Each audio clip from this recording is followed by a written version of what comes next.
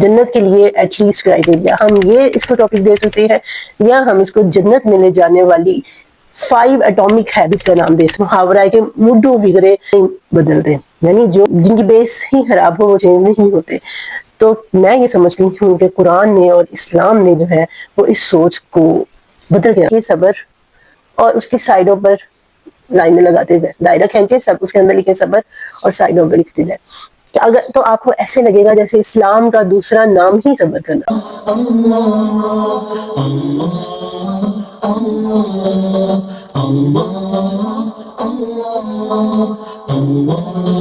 أعوذ بالله من الشيطان الرجيم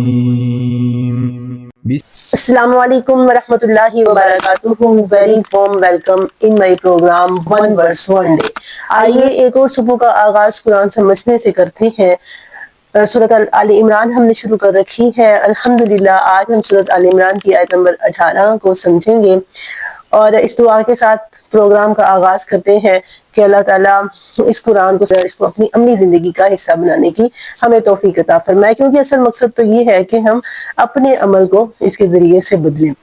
تو آج جو آیات ہم نے پڑھنی ہے نا وہ عمل کو چینج کرنے کے حوالے سے ہی ہے۔ پہلے آیات دیکھتے ہیں پھر ہم ٹاپک کی طرف آئیں گے۔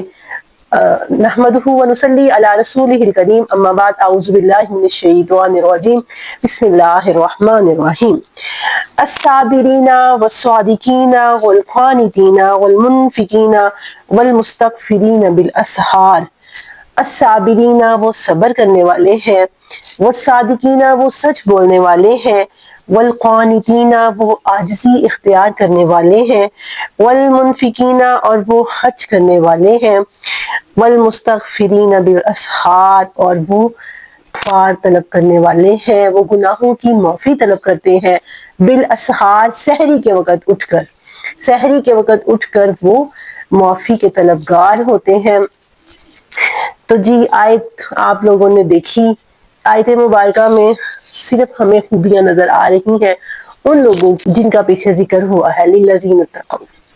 اور میں تو آپ سمجھیں کہ آج ہم نے یہ آیت پڑھنی ہے، اس کو میں یہ ٹاپک دوں گی کہ ایٹ لیسٹ کرائٹیریا، جنت کے لیے ایٹ لیسٹ کرائٹیریا، ہم یہ اس کو ٹاپک دے سکتے ہیں یا ہم اس کو جنت میں لے جانے والی 5 ایٹامک ہیبٹ کا نام دے سکتے ہیں۔ کتنی ہے یہ؟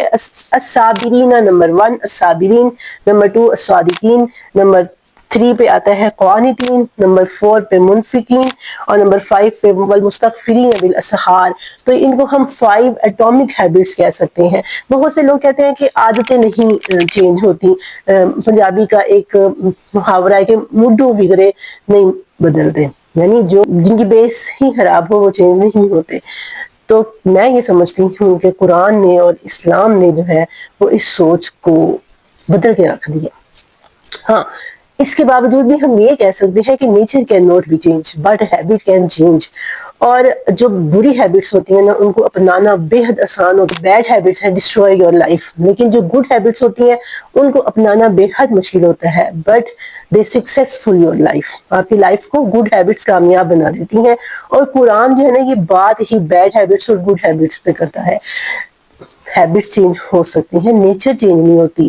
جیسے کہ فار ایگزامپل عربوں کی نیچر میں بہادری تھی، عربوں کی نیچر میں سچائی تھی، عربوں کی نیچر میں مہمان نوازی تھی، تو قرآن نے ان کی نیچر کو اسلام کے ماتحت کر دیا۔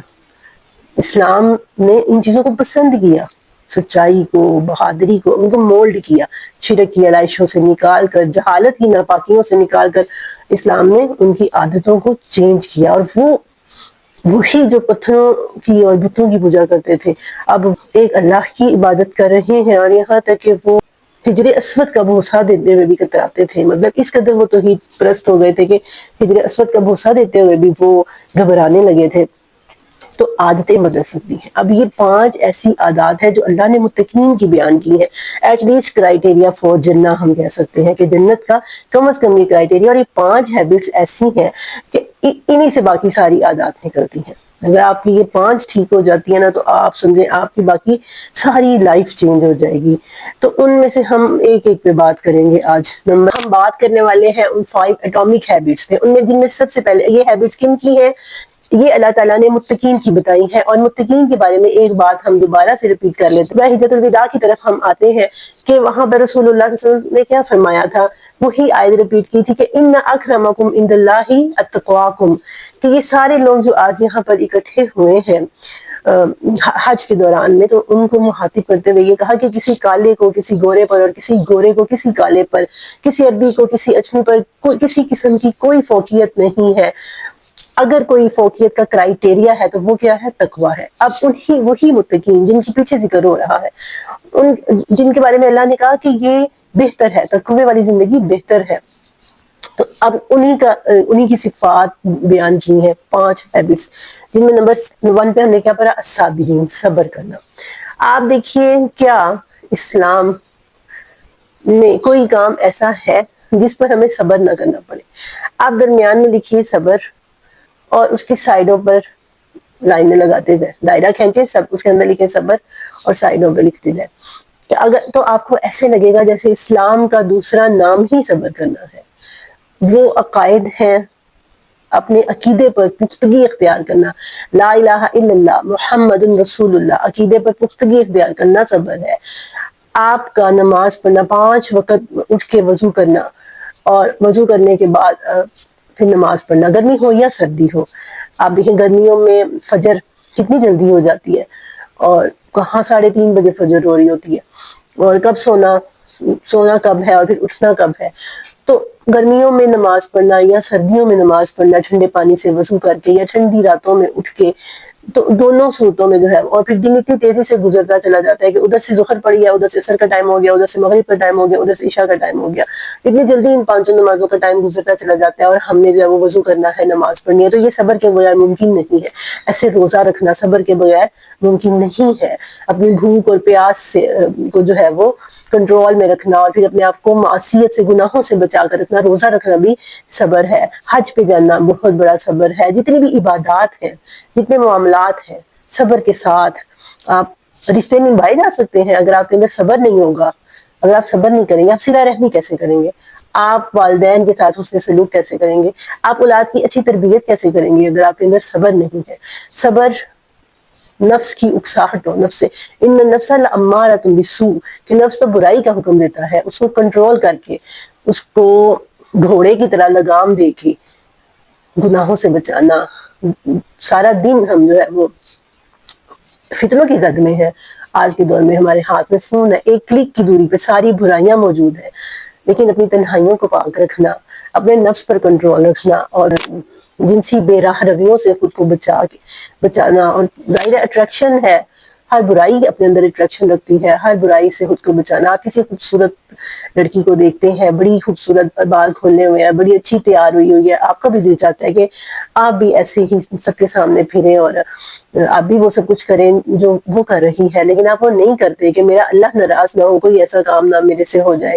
تو یہ کیا ہے, یہ بھی صبر ہے. صبر عن المعاصی, گناہوں سے بچنا. اور پھر صبر عن المعاصی کے بعد آتا ہے صبر عن المصائب, مصائب کے اوپر صبر.